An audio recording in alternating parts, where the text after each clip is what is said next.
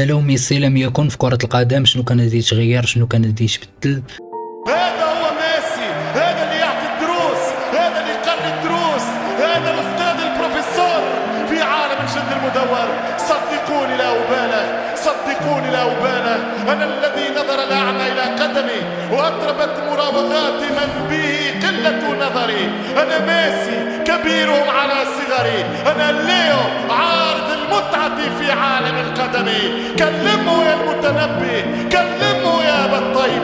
بما انه اسطوره من لاعبين كره القدم ومحطم ارقام قياسيه، منهم 8 الكره الذهبيه و91 بيش في عام واحد 2012 و100 بيت تقريبا ولا اكثر مع البارسا ومع الارجنتين. ونشوفوا التغييرات اللي كور ميسي ما كانش شنو كان غادي يكون. مثلا كور ما كانش ميسي كان بزاف ديال اللعابه يستحقوا الكره الذهبيه في عهد ميسي وكريستيانو، حيتاش كانت بيناتهم واحد المنافسه قويه بزاف، وكانوا لعابه واحد اخرين اللي قدوا يديوها. مثلا في 2009 مع كريستيانو كانت 2008 يعني كان مازال في قوه، يعني قد يدي 2009.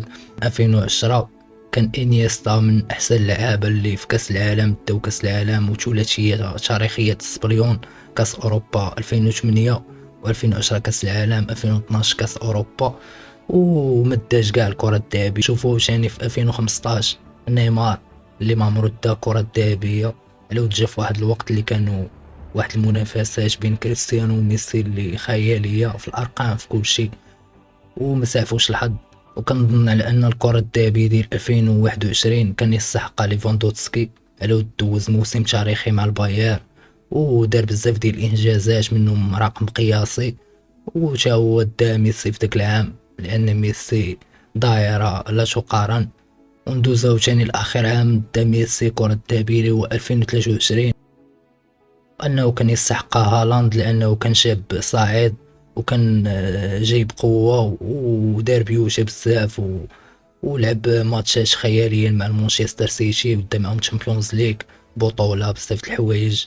وكنظن ان ميسي لا مجال للمقارنه ويستحق داك 8 ديال الكره الذهبيه اللي دا في المسيره ديالو الكرويه كامله. ودابا ندوزو لحاجه اخرى منها ال 91 بيت اللي خياليا في عام واحد في 2012 اللي ما عمر شي لاعب سابق ولا دابا كاين وصل ل 91 بيت في عام واحد ماركاهم مع في جميع المنافسات مع البارسا مع الارجنتين. ونشوفوا منهم لقطات، وهذا رقم قياسي غادي يبقى ميسي بوحدو حاجه صعيب باش ماركي 91 بيش في عام واحد. كيبان لي محال واش يجي شي لاعب واحد اخر اللي غادي يحطم هذا الرقم قياسي هذا ولا يوصل لهذا الانجاز مع شي فرقه مثلا ولا منتخب ديالو يماركي جميع الاهداف في عام واحد، حيتاش كثيره. لانه هي كريستيانو في ذاك الوقت اللي كانت بيناتهم منافسه الا دار 63 بيش في عام واحد، يعني هذا اللي كان المنافس ديالو تا هو لاعب اسطوري مكاينش بحالو، تا هو محطم ارقام قياسيه. ولكن ميسي العنكبوت كيبقى هو الصدارة ديما في بزاف د الحوايج لانه موهبه. هو تاكور ما كانش ميسي ما كانش شي واحد غادي يكون وصل لذاك الرقم الخرافي كاع في كرة القدم وما عمر يدير شي واحد. ودابا ندوزو الانجازات ديالو مع الارجنتين ونشوفو كل ما كانش ميسي مثلا شنو ما كانش غادي يكون. بحال كاس العالم 2022 ما كانش تقريبا تقد تربح الارجنتين بداك المنتخب اللي كان عندها. كنظن ان ميسي دار بزاف د الحوايج حيتاش تقريبا ماركا في كاع المباريات، في المجموعات، في دور تشومون، في ربع النهايه، نصف النهايه، الفينال. يعني دار بزاف د الحوايج كانه فرقه واحده ماشي 11 لاعب واحد دار فرق تقريبا. حيتاش ميسي ما ربحش اللقب بوحدو بل ربح افضل لاعب وهداف ديال البطوله واسيست، يعني دار تقريبا كلشي. والارجنتين كانت غادي تبقى في اللقب ديال 1986 وغادي يبقاو في المجد ديال مارادونا اللي صنع الارجنتين.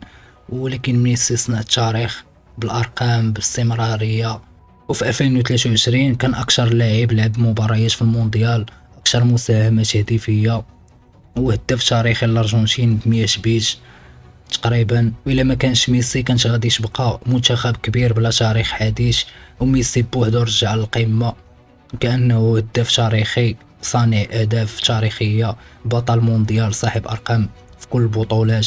ومع انه كريستيانو اعظم هداف في التاريخ تقريبا، ماركي بزاف ديال البيوشة، وكانت بيناتهم منافسه اللي خلات اصلا تبان الوتيره بحال هكا، ويكون المنافسه اعظم حقبه كرويه تقريبا دازت في كره القدم اللي ما كاينش بحالها.